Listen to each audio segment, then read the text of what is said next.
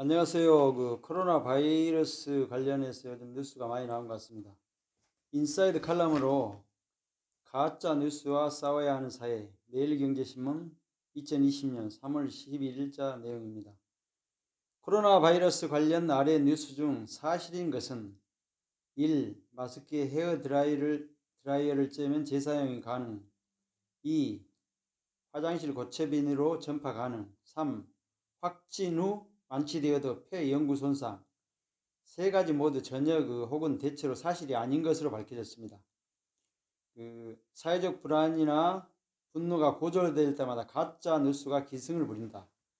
2008년엔 모든 조미료에 광우병 쇠고기가 들어간다는 말이 떠돌았다. 천안함 침몰이 미군의 자작극이라는 주장도 있었다. 인터넷 계단만 가짜 뉴스가 아니라 언론사가 의도를 가지고 사실 확인 없이 내는 기사는 오보가 아니라 가짜 뉴스다. 이제 가짜 뉴스는 인공지능으로 무장 중이다. AI 기반 인간 이미지 합성 기술을 말하는 딥페이크가 그것이다. 버락 오바마 전 대통령이 도널드 트럼프 대통령을 멍청이라고 비난하는 가짜 영상이 대표적이다. 구글, 페이스북, 알리바바도 대응책을 내놓고 있으나 딥페이크도 계속 진화할 것이다. 이런 가짜 뉴스의 홍수 속에서 대중은 뉴스의 진위에는 무관심하고 뉴스가 내 생각과 같은지에만 관심을 쏟고 있다. 마음에 드는 뉴스만 골라 묻지마 신뢰하고 유통시키며 가짜 뉴스라는 증거에 눈과 귀를 닫는다. 내가 지지하는 정당은 무조건 옳고 상대당은 무조건 틀렸다는 생각도 같은 맥락이다. 이러한 편견의 토양에선 가짜 뉴스의 씨앗이 금세 숲을 이룬다.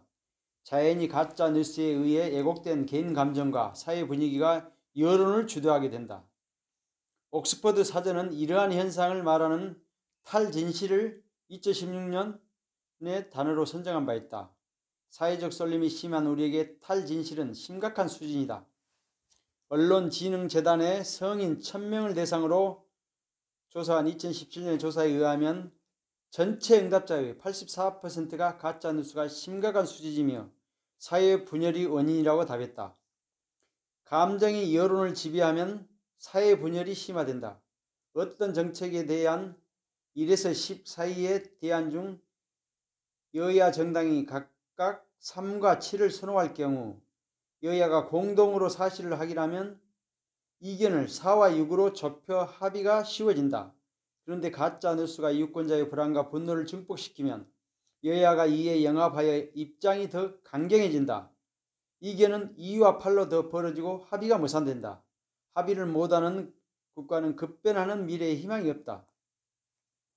문제 해결의 시작은 사실 검증인데 쉬운 일이 아니다.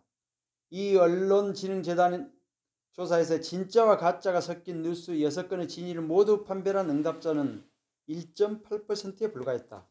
전문가들이 나서야 한다. 역사학자 유발 하라리는 침묵은 중립이 아니며 현상 유지를 편드는 일이라고 했다. 그러나 전문적 발언이라도 정파성을 의심하고 편 가르게 하는 사회 분위기 탓에 침묵을 택하는 전문가도 많다. 그러나 실제로 정파에 포획된 전문가도 많으니 대중을 탓할 수는 없다. 그래서 전문가가 선별 기능이 중요해지는데 이게 바로 언론이 할 일이다. 언론이 편견 없는 전문가들과 연합하여 가짜 뉴스에 대항해야 된다. 이제 언론의 핵심 역량은 사실 검증이다. 그런 점에서 서울대 언론정보연구소가 운영하는 SNU 팩트체크는 의미 있는 플랫폼이다. 여기에는 매일경제 등 제2언론사가 수행한 사실 검증 결과가 게시된다. 앞으로 더 많은 언론사가 참여할 수 있도록 유인이 강화되어야 한다. 언론사 각 교차 검증도 활성화되어야 한다. 그래야 의도적으로 가짜 뉴스를 만드는 언론사를 걸러낼 수 있다. 중립적인 운영체계가 중요한데 여야가 공존하는 국회가 이를 지원하는 방안도 생각할 수 있겠다. 근본 해결은 우리에게 달렸다. 여론이 감정에 의해 형성되면 정책도 우리 미래도 감정에 의해 결정된다. 그래서 가짜 뉴스와 탈진실은 우리 미래에 대한 도전이다.